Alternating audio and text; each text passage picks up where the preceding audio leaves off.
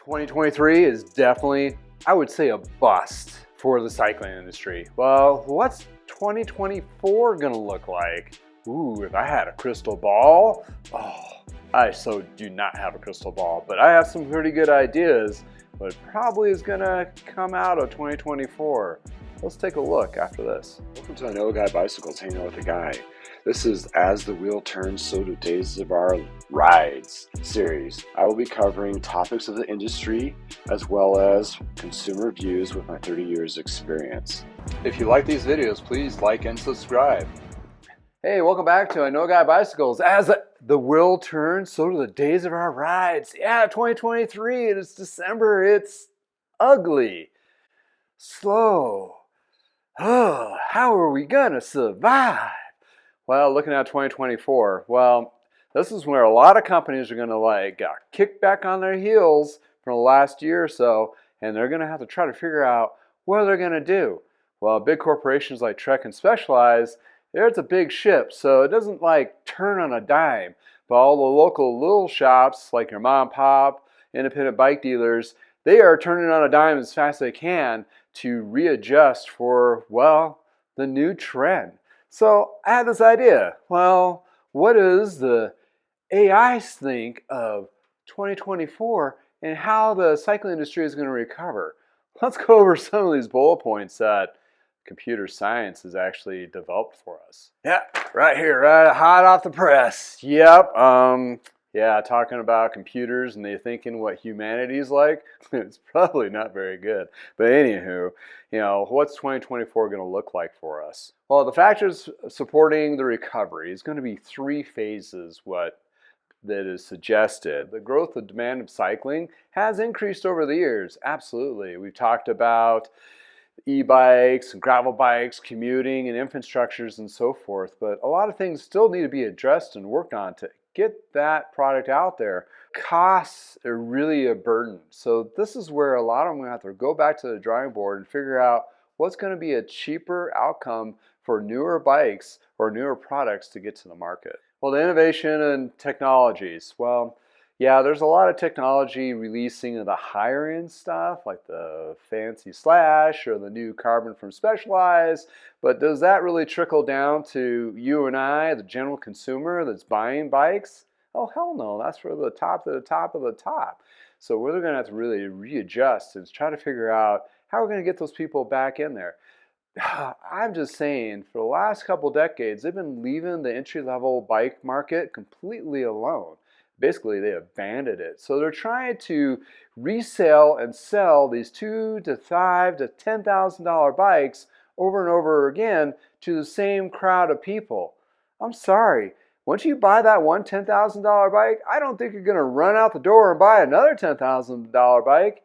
They got to really think that. Well, the support of local government, which is great in the sense that they're going to build more infrastructure like bike paths, community awareness of cycling and all those things, but those take time. So that's not going to happen in 2024, but it does get the ball rolling that a lot of bike paths are being opened up, worked on, and providing those people getting out there of riding.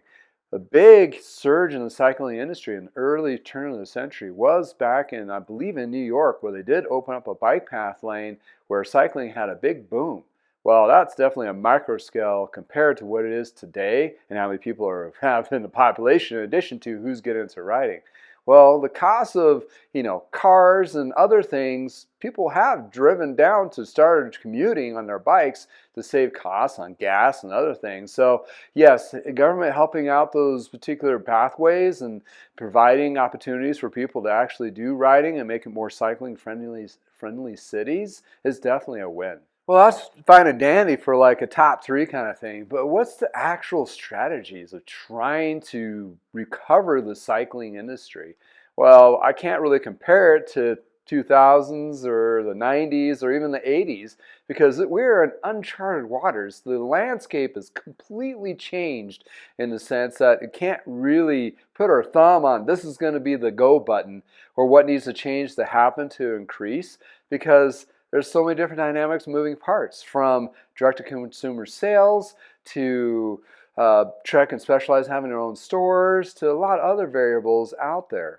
Let's review some of these AI versions of that. Addressing the supply chain. Well, yeah, that's been an issue. And they overcorrected, got too much stuff built up now. Prices are too high. But the supply chain, they need to find another way of making things cheaper. So at the end of the day, they're selling them a little cheaper and versus taking a big hit on their profit because that actually doesn't help the companies at all. And in that case, it makes them weaker to do those things. So the supply chain needs to be really readdressed and figure out how to bring those prices back down. They can figure it out. They've done it for decades. They just need to go back to the drawing board and redesign those things to do that because it's not going to get easier for us for any time soon economically. So they're going to have to address those issues. And targeting new markets. This is really kind of funny because what they really need to do is target the markets that they abandoned. Reason being like families, lower entry bikes, cost wise, just to get people into riding, to get people into that cycling. For right now, to get even a good road bike or a starting price point bike that's new, you're still paying $1,000 to $1,500. That is absurdly expensive for somebody just starting or wants to start getting into cycling. Even when you're looking at the mountain bikes, I mean, back in the day in the 90s, we had $200 mountain bikes, $300 mountain bikes. Now, just to get into it, you're looking at $600 to $700. Yeah, I understand the inflation and the change of costs and so forth, but that doesn't really help anybody. And then there's this huge gap from the department store to now the bike shop bikes. So what does that put everybody into? Used market. That's where I live. And actually, that's actually provided a lot of shops that kind of diversify and make themselves a niche. Yeah, they're going to really have to step back and stop being so elitist, polished bike shops. And they're going to have to go, well, we need to give the warm hug and entry-level bikes for all kinds of riding, not just for a select few. E-bikes, well, they're here to stay. If you like it or not, they are. And it's one of those things, they're still pretty expensive, but their prices are starting to come down. And a lot of these companies are kind of shining and really taking this edge and taking the ball and running with it. Yeah, there's a lot of little hiccups here, like in New York with battery issues and things catching on fire. But you want to really keep in mind that at the end of the day, this is something that's going to stay for a while. And these companies really need to work towards providing lower income or lower priced e-bikes for people just to get into it, not this $4,000 or $5,000 right out of the pan. In addition to, a lot of shops are going to have to retool and re-educate their staff to work on electric assist bikes. That's a pretty big push considering all the other stuff we have to know already. This one kind of stings. Direct to consumer. Well, back in the day in Parker bikes, performance was a big pain in the butt for a lot of us because they would bring those parts to consumers at our cost, basically, and just kind of hurt us. Well, fast forward today, a lot of the big companies have just had to follow suit. So now bikes are going straight to people's doorsteps and so forth, even including myself. But when you're looking at yourself as an independent bike dealer or your local shop, they can actually diversify themselves to a bigger audience, not just their local market. Yeah, the local market is their warm hug and it keeps them going and gotten to where they are today. But a shop as small as mine, believe it or not, the size of a garage, you can actually reach nationwide customers.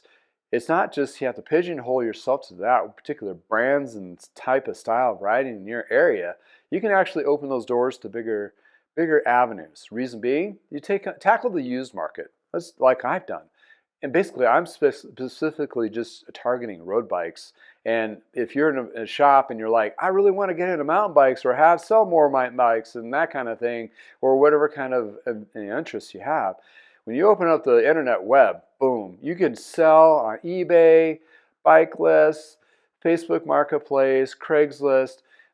Those other two are kind of more of a localization, but you can actually get a bigger draw. From here, I'm in Loveland, which is an hour away plus to Denver. I draw a lot of people from Denver come to see me to look at bikes. It's not specifically location based anymore. So that really opens the doors. So if you're in a very small town and you want to bring in different kinds of bikes and so forth as used, refurbished, and sell them online, that's something you might want to consider. And lastly, for recoverers, bicycle advocacy. come on. We need to like get more people involved, like group rides, charity rides, those kinds of things to, bring more people into the cycling community. We had a big insurgence from the COVID. Yeah, we've actually lost a lot of people after that. But we have a lot of different wiggle room that we can actually bring those people in, doing club rides and so forth, to just get people back into cycling.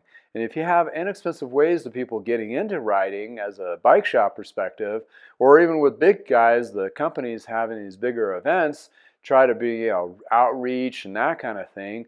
One that comes to mind is Park Tools. They have like this kind of, donation of tools to charity groups, and that's a pretty big deal because like a smaller charity group that fix bikes for local, events like for kids or youth or whatever, that's a pretty big deal. So follow the lead on that. And I know some of these companies are doing it, but it's not resonating with like the crowds anymore. It's not really being said out there or pushed out there. You need to do more and do more locally in their local shops, corporate and individual. So what is the long-term outlook for 2024?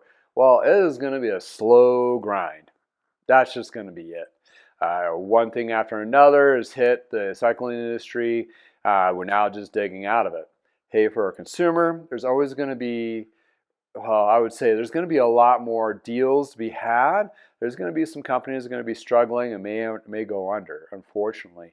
But at the end of the day, if we all of us survive through this big struggle, we're going to pick up practices and good habits that's actually going to be good for the consumer, that at the end of the day, we're going to be stronger and more embraced by the consumer base.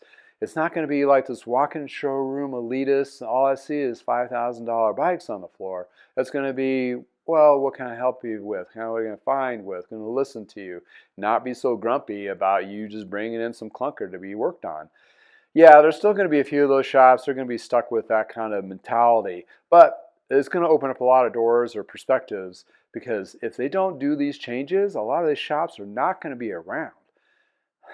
Good, bad, otherwise, we're in this. And some of us are in for the long haul. I'm in it for the long haul because, hey, I'm very diverse. I've been trying to do everything I can just to sustain. Yes, I've had some hardships, absolutely. But I've had some successes and definitely can continue to do so. I hope in 2024 we will find stronger bike shops, more big warm hugs, and happier consumers of getting into whatever kind of riding. So that's my conclusion on what's going to happen in 2024. It's a slow grind, but we'll get there. And by the end of the day, you're still going to have a decent bike, a bike shop, and some good mechanics to take care of you, hopefully. And, I enjoy doing this. Been doing it for decades. This is not my first rodeo. So we'll see on the other side. Let's hopefully it works out good for all of us. But if it's nice in your neck of the woods, hey, go out there and go for a ride. And again, thank you for hanging out with me in the garage. Until next time, have a wonderful day.